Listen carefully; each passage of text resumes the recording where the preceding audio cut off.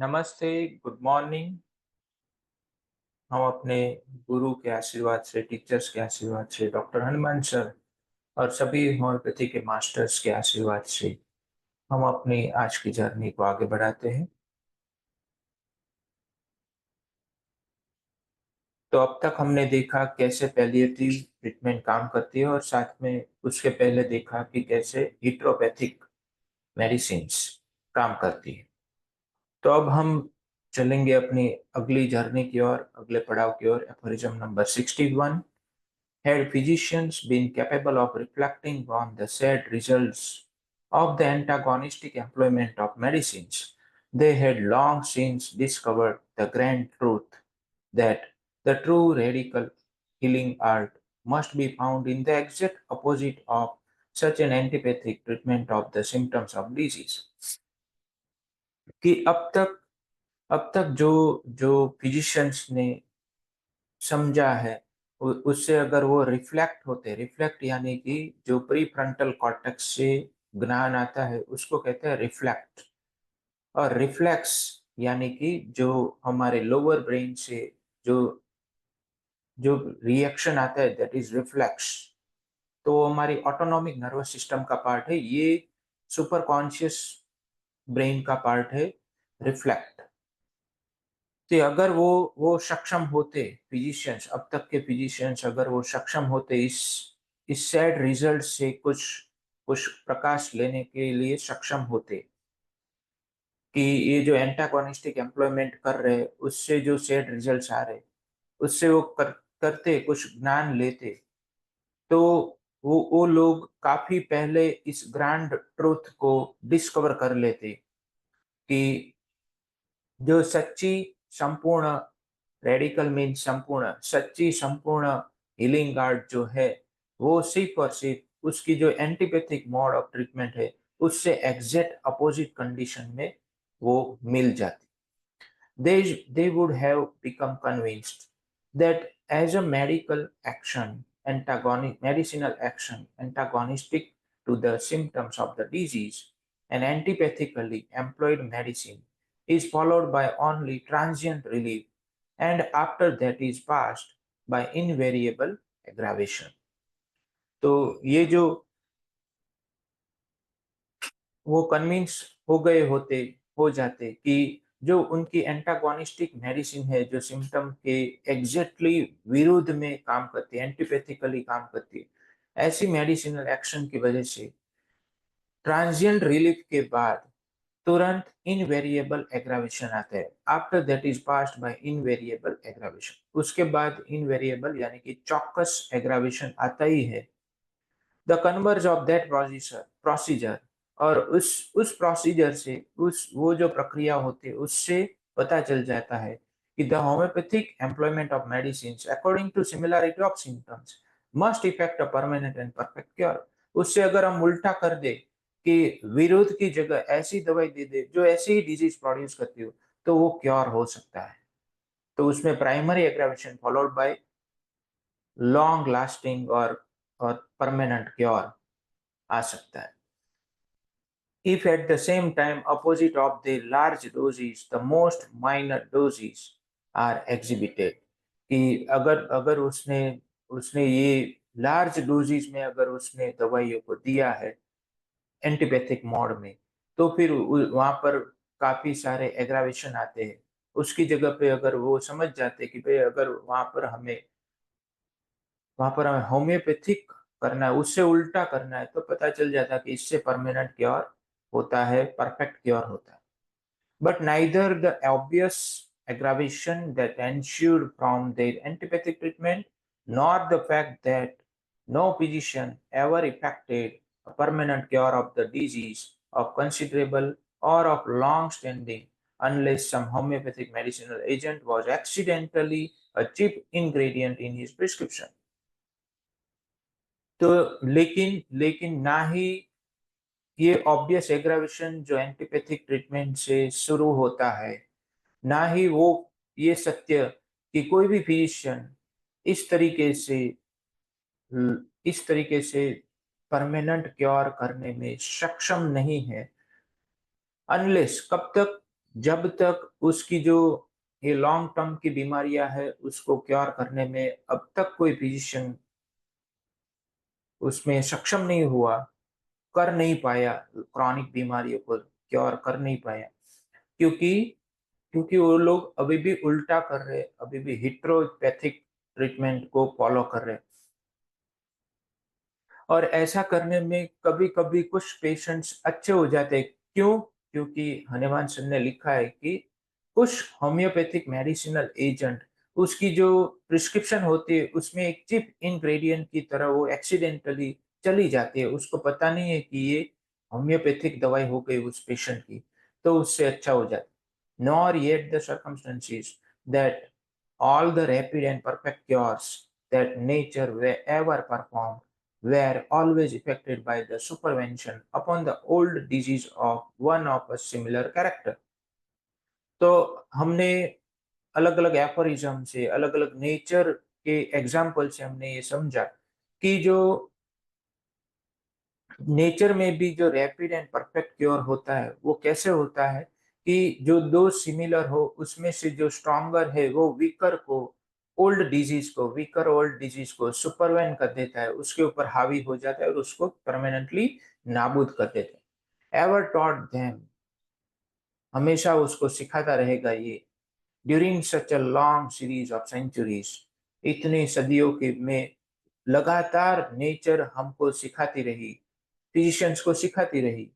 This truth, ये truth के बारे में, the knowledge of which can alone conduce to the benefit of the sick, जिसकी knowledge से जिसकी नॉलेज से बीमार व्यक्ति को कुछ फायदा हो सके, सिर्फ और सिर्फ इसी के लिए नेचर हमें सदियों से सिखाती आ रही। Next aphorism is, but on what these pernicious result of the palliative antipathic treatment।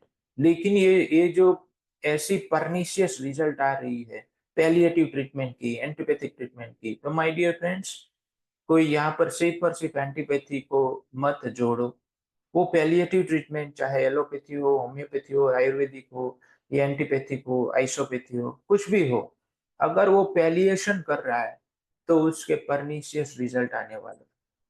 तो अगर आप कोई स्पेसिफिक दवाई से उसको पैलिएशन कर रहे हो, होम्योपैथी की ही दवाइयों से उसको बीडी-टीडीएस में देके, तो फिर वो पेशेंट चाहे कोई भी लेवल का पेशेंट हो, चाहे स्किन डिजीज का हो या फिर कोई माइग्रेन का पेशेंट हो, अस्थमा का पेशेंट हो, ठीक है, मस्कुलर पेन का पेशेंट हो, क्योंकि ऐसी बीमारियां ही सप्रेस हो सकती है ऐसी पैलिएटिव ट्रीटमेंट से। बाकी कोई बीमारियां, डीपर बीमारियां पैलिएशन से सप्रेस नहीं हो सकती, क्योंकि तब वो स्ट्रॉन्गर हो जाती।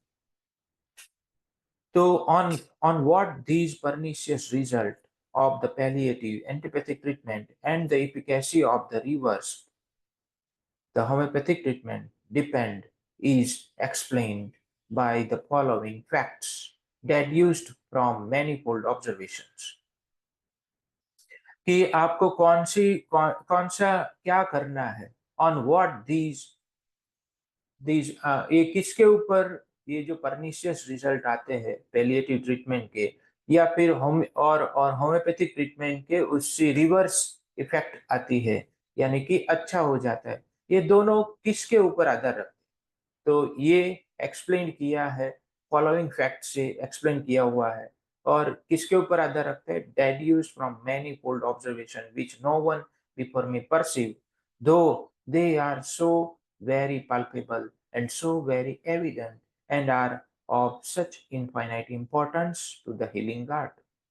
तो ये डिपेंड करता है कि ये जो मैनीफोल्ड ऑब्जर्वेशंस जो आएंगे अब, उससे डेडक्ट हुआ किया हुआ सत्य है कि उससे हम हनुमान सर ने एनालाइज्ड करके हमारे सामने बात रखी है कि जो मेरे अलावा पहले किसी ने परसीव नहीं किया, समझा नहीं, उसको धारण नहीं किया, भले ही वो इतना इतना इतना एविडेंट था, इतना देखने में आता था, पाल्पेबल था, हम उसको समझ सकते थे, फिर भी मेरे अलावा आगे किसी ने न समझा न देखा। और ये हीलिंग आर्ट का काफी इम्पोर्टेंट, इनफाइनाइट इम्पोर्टेंट पार्ट है। तो माय डियर फ्रेंड्स, यहाँ पर हनुमान सर ने ऑलरेडी लिख लिया है कि होम्योपैथी इज इनफाइनाइट। आपके पास किसी भी तरीके का स्कोप है होम्योपैथी से, sky is the limit, infinite है। कोई भी बीमारी में आप होम्योपैथिक इलाज कर सकते हैं, इनफाइनाइट हीलिंग आर्ट है। तो आप ये मत सोचो कि ये कैसे सही होगा, ये तो ऐसा है वैसा है। तो वो पहले एलोपैथी की जो अंडरस्टैंडिंग आपके दिमाग को डरा रही है, उसको पहले से खत्म करना होगा। फिर होम्योपैथिक अंडरस्टैंडिंग लेनी होगी, ताकि आप उन चीजों से ना डरे जो सिर्फ और सिर्फ डायनामिक डिरेंजमेंट से आता है। तो आपको अब समझना है कि डायनामिक डिरेंजमेंट कहाँ पर हुई। तो इसकी इनफाइनाइट इम्पोर्टेंस है। जब आप ऐसा करेंगे तो आपको पता चलेगा कि वाओ, ये कैसा science. Aphorism number 63: every agent that acts upon the vitality, every medicine deranges more or less the vital force and causes a certain alteration in the health of the individual for a longer or a shorter period. This is termed primary action. तो अब हम समझेंगे action के बारे में। Every as every agent, कोई भी दवाई हो, कोई भी एजेंट हो, ना ही दवाई, कोई भी एजेंट, वो वाइटलिटी पर जो काम करता है, that acts on upon the Vitality, means every medicine, सभी मेडिसिन डिरेंज करती है वाइटल फोर्स को ज्यादा या कम मात्रा में, and causes a certain alteration in the health of the individual for a longer or a shorter period. लंबे या छोटे टाइम फ्रेम के लिए वो इंडिविजुअल की हेल्थ को अल्टर कर सकते हैं। इसको कहते हैं प्राइमरी एक्शन। ये सभी तरीके की दवाइयाँ, टॉक्सिन्स, या फिर कोई भी एजेंट, इन्फ्लुएंसर, मॉर्बिफिक इन्फ्लुएंस, ये काम करता है। तो इसको कहते हैं primary action. Although a product of medicinal and vital powers conjointly, it is principally due to the former power. भले ही ये पावर दोनों के कंजॉइंट से होता है, ये जो प्रोडक्ट होती है, प्राइमरी एक्शन की जो प्रोडक्ट आती है, वो दोनों की एक्शन से होती है कंजॉइंटली, लेकिन फिर भी प्रिंसिपली उसको मेडिसिनल पावर ही कहा जाता है। क्यों दोनों की कंजॉइंट पावर? क्योंकि मेडिसिन की पावर के सामने वाइटल फोर्स ने उसको यील्ड किया, कि उसको जैसा था वैसा अपने ऊपर ले लिया। तो उसमें वाइटल फोर्स का भी रोल है। अगर वो फाइट करता तो उसकी एक्शन नहीं दिखती। तो दोनों का रोल है, एक का पैसिव है, एक का एक्टिव है। तो ये इसीलिए कंजॉइंटली है, लेकिन फिर भी हम इसको मेडिसिनल पावर कहेंगे। To its action our vital force endeavours to oppose its own energy. ये एक्शन के सामने पहले प्राइमरी एक्शन होने देगा। जैसे हम मूवीज में देखते हैं, पहले पहले जो हीरो होता है वो फिर से मार खाता है, फिर बाद में वो अपना रिएक्शन देता है। तो उसी तरीके की बात है। ये हमारा हीरो जो पहले पेसिव हो जाता है, वो फिर वो फाइट करेगा, उसके उसकी अपनी एनर्जी से उसको अपोज करने की कोशिश करेगा। This resistant action is a property, is Indeed N automatic action of our life preserving power, which goes by the name of secondary action or counter action. ये जो रेजिस्टेंट एक्शन है, ये हमारी वाइटल फोर्स की, हमारी खुद की energy की प्रॉपर्टी है, जो ऑटोनॉमिक नर्वस सिस्टम से जुड़ी हुई है, ऑटोमेटिक एक्शन है। हमारे लाइफ प्रिजर्विंग पावर यानी कि वाइटल पावर, वाइटल फोर्स की, वाइटल प्रिंसिपल की अपनी खुद की एक्शन है, जिसको नेम दिया जाता है सेकेंडरी एक्शन या सेकेंडरी काउंटर एक्शन। तो ये दो तरीके की एक्शन है, प्राइमरी एक्शन या फिर सेकेंडरी एक्शन। फिर हम इसको और आगे जाके उसको और क्लियर समझेंगे नेक्स्ट एपोरिजम्स में। तो आज के लिए इतना ही। Thank you, good bye, take care, love you all.